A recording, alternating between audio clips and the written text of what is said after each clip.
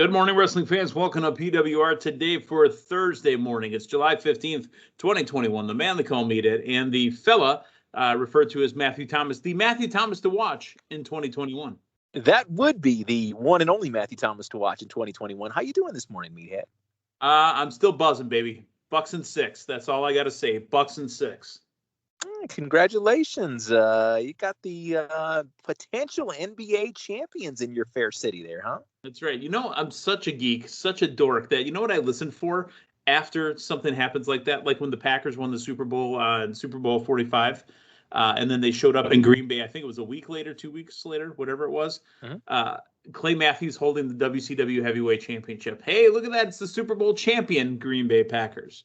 So when they come to Milwaukee the next time after the Bucks are in 6, you know, hey, look at that. We've got NBA world champions Giannis, and we've got Chris Middleton, Olympic gold hero, you know, all that other good stuff. So at the very least, maybe they'll have like the 24/7 title or something. Oh, yeah. Oh, my God. Because, you know, the Bucks, I mean, do you remember last year? They were running matches backstage. That's true. That's true. There you go. I mean, seriously, they were running their own matches. I don't know if they were doing 6-man tags or whatever it was. So Bucks and 6, baby. All right. Let's get to the sponsor real quick. Matthew, who's going to sponsor us today? You know who's going to sponsor us today? It's going to be the sponsor that was actually our sponsor yesterday as well, collarandelbowbrand.com. Your one-stop shop for all of your professional wrestling clothing needs at collarandelbowbrand.com. Enter promo code LindaK to save 10%, and that's spelled LINDAKAY. Matthew, for your entertainment, for the entertainment of our listening audience, I have found a quote from an article from your favorite guy, formerly of the NWO. He was Vincent in WWE/WWF. He was Virgil, excuse me, I had it backwards. Vincent in WCW, Virgil in the WWE. He put out a interview that is so nonsensical and so just BS crazy that we have to talk about it. I know he's your guy, but we got to bring it up here. And I quote the interview. Vincent/Virgil says, "I think I make Hulk Hogan's whole career. Ted Turner and I put together the NWO. I got paid all day. I was like a moving reindeer. It was too sweet meat sauce week. Olive Garden gave me a special order with Eric Bischoff because they love me that much. They put out a restraining order on Eric Bischoff because he followed me to the Olive Garden. I guess he wanted a bunch more meat sauce or something. He's obsessed with me because I'm the meat sauce king. I was the original member coming in. It was Hulk, Scott Hall, Kevin Nash, DiBiase, myself, and X-Pac." Unquote. You know, all I'm thinking with that is for the rising high school seniors next year that really need a good quote in their yearbook, I think that right there. It was too sweet meat sauce week. That's the quote right there. He's obsessed with me because I'm the meat sauce king. I mean, there's just so many tidbits of news in that story. I don't know how to appropriately tackle that. And his Twitter handle, even last year on July 7th of 2020, says, "On the anniversary of me creating the NWO, see my legacy as I helped make so many careers." You know, that's somebody who I think gets left out of the conversation a little too often when you're talking about the impact that the NWO had in the professional wrestling world. And he just wants his fair He wants share. his comeuppance, is what he does want. He does want his comeuppance, and I think it's. I say comeuppance. Oh yeah. Well, he wants his meat sauce or something too. He's the meat sauce king. Apparently. Yikes. All right. Well, good luck with that, Vincent/Virgil. We're all counting on you. Little news coming out of NXT. Apparently, a couple episodes of NXT are going to have to get pre-taped and are getting bumped over to Sci-Fi due to the Olympics. It looks like the July 27th NXT episode is being bumped from the USA Network to Sci-Fi due to NBC Universal's coverage of the Olympics from Japan. Also, WWE will be holding tapings next week, Tuesday, the 20th, and Wednesday, the 21st.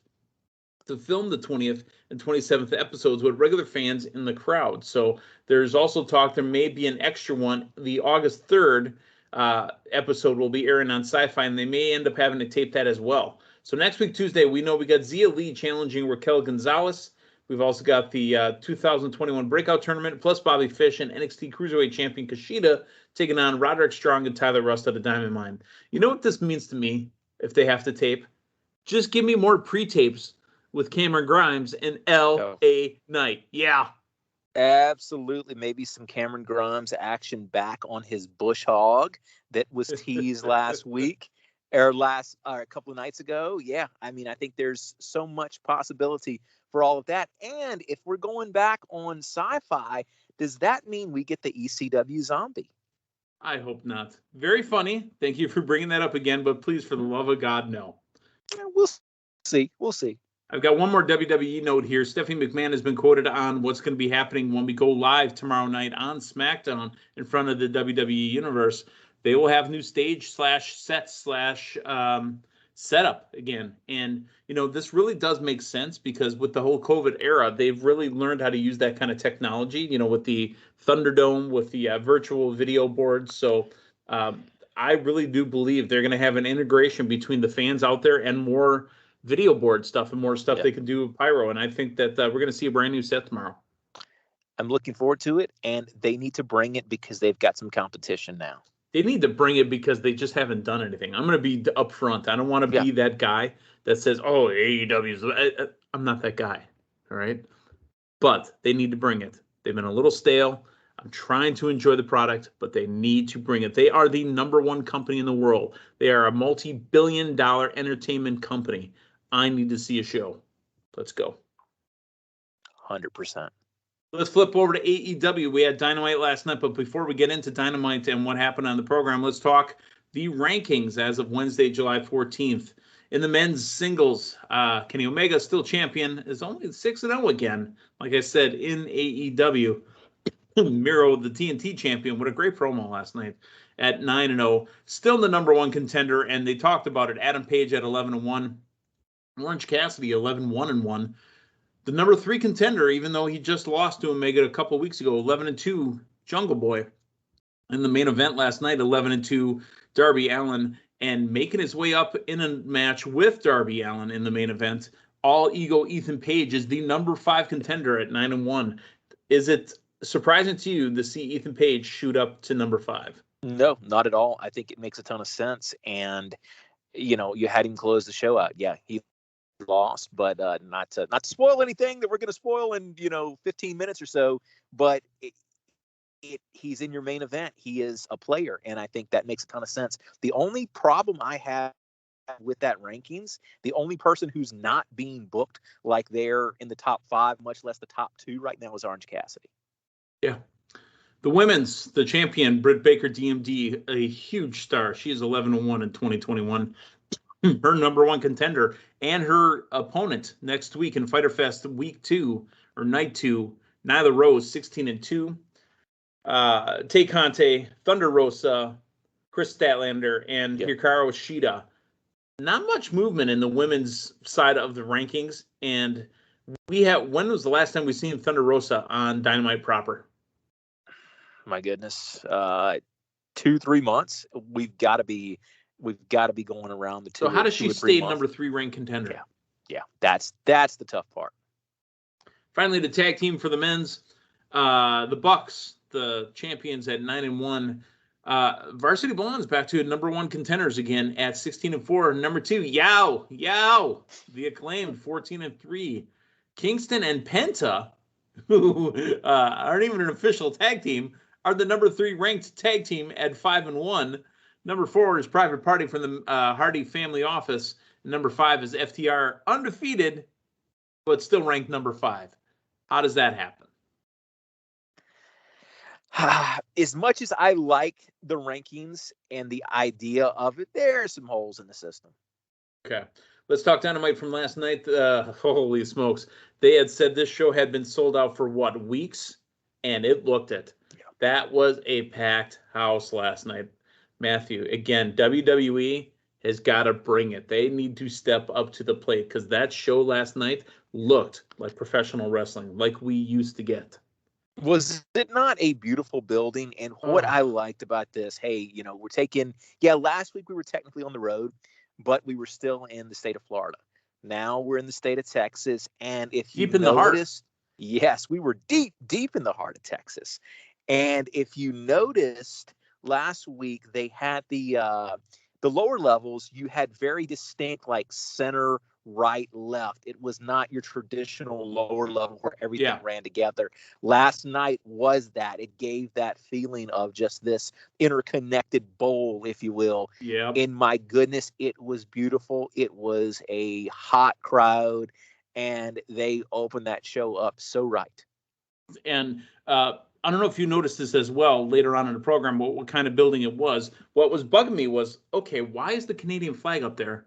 That's not a basketball arena, is it? That's not the NBA. No, it can't be that. It's got to be a hockey arena. And then we found out later on during the matches that, there was some hockey walls there. So it was a hockey arena. And that's what made it look like a proper bowl. Yeah. Okay. 100%.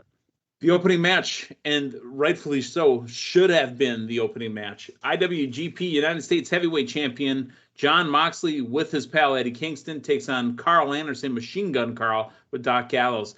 This place went banana when Jon Moxley came out. They lost their Yeah. Wow. Yeah, they did. I mean, we've been talking for months, Matthew, and I'm going to get your opinion in a second. We've been talking for months. What is it going to be like? How are we going to know who the fans really care about, not care about? They love them some Jon Moxley. Yeah, they do. And I mean, I'm looking at this, and this is a guy who can be your AEW at any given moment. This is, you've got people in WWE like Randy Orton that can just win a Royal Rumble or a Money in the Bank, and you can just throw the title on him anytime you damn well please. Jon Moxley, I think, is that guy in AEW. Wow. Now, me personally, for PWR draft stuff, I wish these matches were on pay-per-view, so therefore I would get title defense points, but be it as it may. Good match, and it went exactly the way it should, and they really did a great job in commentary setting us up going, he defeated Lance Archer for that belt about a year and a half ago. Little foreshadowing there. Uh-huh. So the winner of the match, Jon Moxley, and there we go. Lance Archer right afterwards says, I'm calling you out. You took my belt. I think I want to fight you next week for it. And it's going to be a Texas death match in Japan is what they had before. Now they're going to have it in Big D, DMD, if you will, for Britt Baker. And a couple takeaways here. Seeing Carl Anderson in a one-on-one match, I really like that. We don't see that a ton. Here's what caught me off guard during commentary.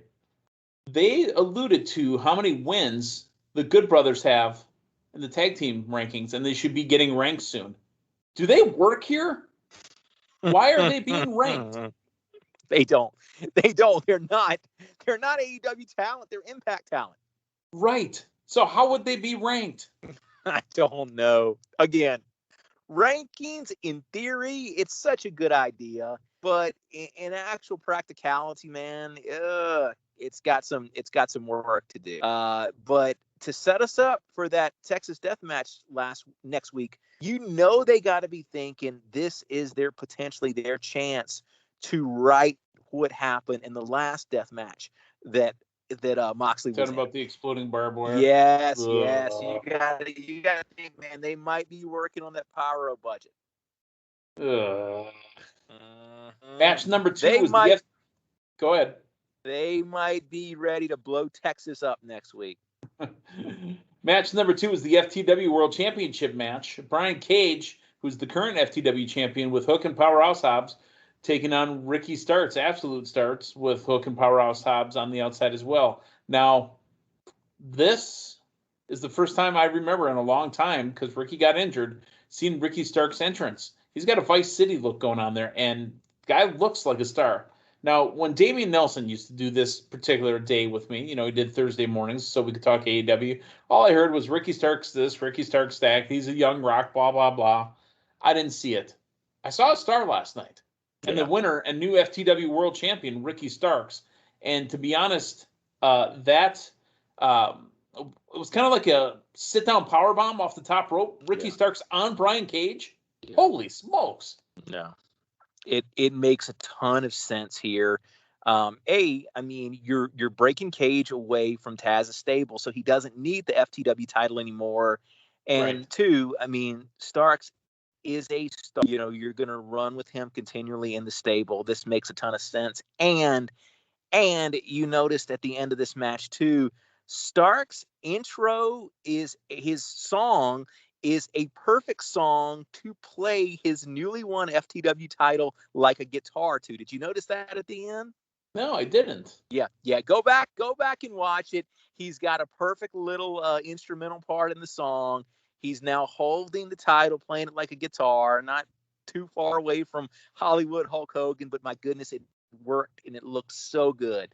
You got a star here. Second match in, we had a title change. I love it. A lot of big stuff happening in hour one. I'm going to talk about that in a second. But we go to footage of Malachi Black debuting last week. And while the commentary team is talking, here comes Cody Rhodes, and he is hot. And this is very believable. He goes, you know what? I don't think I'm getting my point across. Give me a microphone. And goes out to the ring, calls out Malachi Black. Malachi has a little promo that he's cutting in the back. He goes, you know what? You want me to come out there? Fine. 1 second. Lights down, lights up. Malachi's in the ring. Your thoughts? How special was it when he goes from the screen, the lights go down, and you hear the collective gasp in the audience because they knew he was coming out there?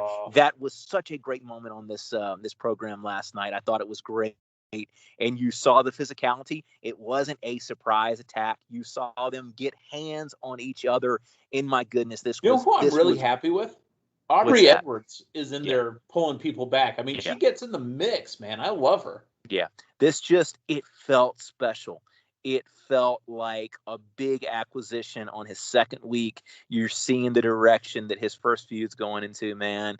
And, we've been talking, the last several weeks about proper use of Cody. And it felt like Cody was getting delegated down to a point where you don't want to have him sniffing around the title picture. So he's not really doing a whole heck of a lot. This seems like a feud. This is proper use for Cody. Exactly.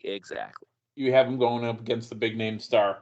Now, even though we talked about it last week and they had a week to work on it, I struggled again with the commentary. Excalibur still stammering over his words. I thought I knew him, but I knew his name, but his name was maybe I don't know him. Come on, man. Yeah. Yeah, and you had a little bit of that with Cody too. I mean, Cody's throwing Tommy in there as well too. So it's a little bit bunglesome. You're trying to basically, here's the thing. You're trying to introduce this guy as an alternate character of somebody you have yet to introduce in AEW. So it's a little convoluted, but I'll give them credit on that. You just they're basically Meathead. They're just basically trying to jostle around the fact they can't say Aleister Black is what it is. I understand that. All right, Shivani's in the ring and he brings out Adam Page, and the girl on hard camera side, ring side, had the perfect T-shirt. It said "Cowboy Shiznit." Well, it said cowboy shit, but this was the right crowd for Adam Page. I mean, they're deep in the heart of Texas, even though he's a East Coast cowboy. This is the perfect crowd for Adam Page. I actually like this. This was a little nutty, but really what we got out of this whole thing here was Adam Page says, yes, Kenny Omega, I want my title shot. I'm the number one contender. I want it. Then here comes all of the elite. One of the Bucks gets up in his face, and they're rubbing foreheads on each other. I've never liked that, where two guys are leaning foreheads into each other. I always thought it was stupid. But once all the elites start going for it, here comes the Dark Order. So what Kenny does is he finagles next week, I believe it is, right? We're going to get the Page Omega match. Was it confirmed? The 10-man tag, I think, was confirmed. Yeah, right? The 10-man tag. Yeah, that's right. Yeah. My apologies. The 10-man tag is confirmed for next week. So if Dark Order and Page win, Kenny Omega will have to defend against Hangman Adam Page. If they also win, the Dark Order gets a tag team title shot against the Bucks. If they lose, what was it? It was like they will not get their title matches, and I mean the place will just they went bonkers. Yeah, it sounds like, and I couldn't quite determine whether it was Page would not get a title shot or he wouldn't get a title shot, but if he could not challenge for the title again, or if he had to leave, because that's when Omega went into his, well, you got to go home to Ma and Pa and tell them about your grand adventure and yada yada yada. Yeah, it got a little muddy there. Yeah, maybe he loses, he joins Cody in the title shot holding cell or wherever Cody goes. The title shot holding cell. Meathead, let me ask you this. After watching this, Hangman is going to be a huge draw, a huge pop whenever that segment, in whatever city it is. The Elite, I get it. They're the heel stable, but are they just getting too goofy for you at this point? Way too goofy. There's just so much. Really, for the last 3 or 4 weeks, man, ever since we had the week where we had the debut of the facial hair, it has just been so much camp. Yeah, they'll dial it down. I honestly think, because, All Out is Chicago, September 5th, I think that Adam Page gets that win. And finally, do we get Adam Page and Kenny Omega at All Out? You gotta have it in a pay-per-view, man. You got as much as Team Nelson Mandela would like it not to happen on a pay-per-view for his own vested reasons. That's a pay-per-view match, man. Yeah, and that's where Kenny Omega drops it, and we have the coming out party for Hangman Adam Page. Book it. Okay. Yep, book it. Let's go. Another big match in the first hour, Christian Cage and Matt Hardy. Wow, what a great match. Yeah. I thought this was a fantastic match. Christian Cage, who is undefeated also in AEW, not in the top 5. Yeah, no, this is just a great match, especially to get on free TV. And just looking at these guys standing across the ring from each other, it just really dawns on me how great each guy looks. Matt Hardy looks younger than I've seen him in probably 10 or 15 years. These guys, both excellent shape, and just how many times they mentioned they've wrestled each other, maybe 200 times was the number that was thrown out. Yeah. Just a great, special treat. Miro and his pre-recorded promo actually showing off the newly designed TNT Championship. The belt looks good. It looks real good. Yeah. Yeah. And Miro's beard's getting thicker too. Yeah, this is something they are doing well on a consistent week. The people that we don't have live in ring, either a backstage segment or a vignette like this. Yeah. AEW, again, on the 2 hours that they've got every Wednesday night, they're not wasting much TV time, man. Remember, Rampage is coming. We saw the promo video for Rampage coming out in August. That's going to be another, I think Rampage is 2 hours, right? Or is it an hour? I'll have to go back to I believe it's 2 hours. To the archives. But look at that. They've got 2 more hours that they can fill with matches and more characters to develop. AEW is making mistakes, but not many. And they are moving, and they're looking good. Here's why I wanted to mention all the big stuff that happened in the first hour. I think that they pre-shuffled these matches to not compete with the NBA Finals. Yeah. And I wondered that because here I'm watching AEW live, and I watched almost all of Dynamite live last night. But, dude, I'm from Milwaukee, and my Milwaukee Bucks are in the NBA Finals. So, I got to go back and forth here. And then I realized, I want to watch Britt Baker talk. Yeah, good promo. I want to watch Sammy Guevara against this Wheeler Yuta guy with Chuck Taylor and Orange Cassidy. Yeah. But, I want to watch the Bucks. And then, what do we got? Penelope Ford and Yuka Sakazaki. Okay, cool. Yuka won. They had the main event be the main event, right? But that probably 8 o'clock to maybe 8:45 segment.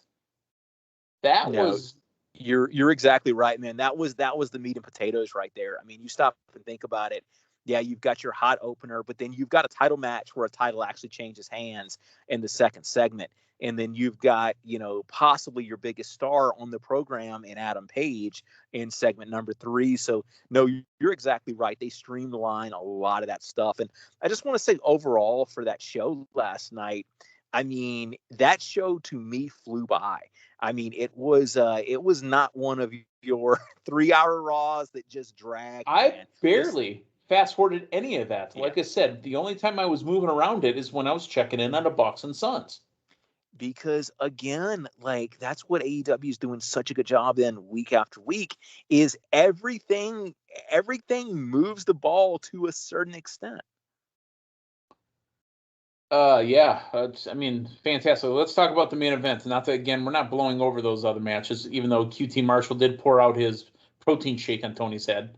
The final match, which was the coffin match, it was Darby Allin and Ethan Page. Ethan Page is a star. I mean, make no mistake 100%. about it.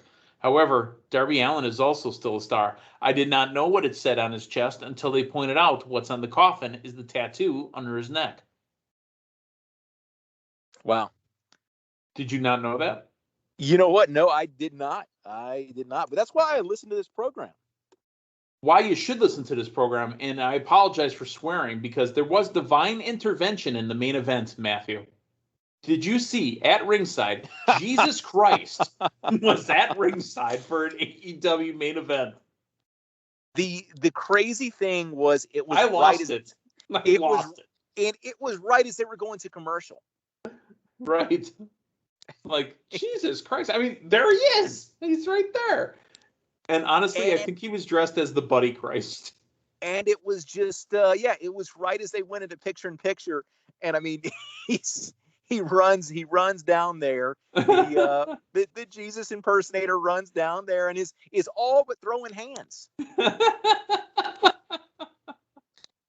Well, again, divine intervention. Hey, apparently God is an AEW fan on Dynamite as well. So, and anyone, he was looking over. I predicted mentally as I'm watching, the finish of the match here. Ethan Page gets puts into the coffin. They put the lid down, and I saw where he went up there. I'm like, he's gonna move the thing. I think he's gonna do his coffin drop on the coffin. Yeah. He gets out, moves the coffin. He hit that perfectly. I don't know if he had markers on the floor, but he hit it perfectly. Because did you see those studs on the sides? Yeah. He hit the dead center. Well, and as great of a match as it was, you get the finish with the skateboard at the end. There's still a part of you that's thinking, that's not it. I mean, I've seen some wild spots tonight, but I haven't seen anything Darby Allin crazy. Yeah, this was our Darby Allin crazy spot. Yeah. What a great night of wrestling. Yeah, and when I'm watching that last night, Meathead, here's what I'm thinking. I'm thinking that's a shot you put in the intro. That's a shot you put in the signature of AEW, where you have just all the crazy stuff. This dude jumping off the turnbuckle into a coffin. But yeah, you have Darby Allin behind the truck and with Sting driving the truck. That's what you put into the promo. Oh, that's exactly what you need. Sting with his cassette player, and basically put in a new cassette so Darby can he can pull the Marty McFly style on his skateboard. Right, exactly. You should borrow Kushida's vest. That's exactly what you need. Yeah. Very possibly, there's been 2 hours of free TV wrestling that I've enjoyed more, but there hasn't been 2 hours of free wrestling I've enjoyed more in a long time than AEW last night. Texas is going to be on fire. We're going to have to reach out to our friend Damien. I know he can't talk on the program anymore, but we got to see if he's going to any of these shows. Because, wrestling is in Damien's backyard now. Is that what he's doing out there? Is he a firefighter out there now?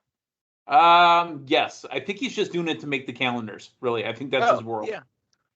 Yeah, I'll sell some calendars.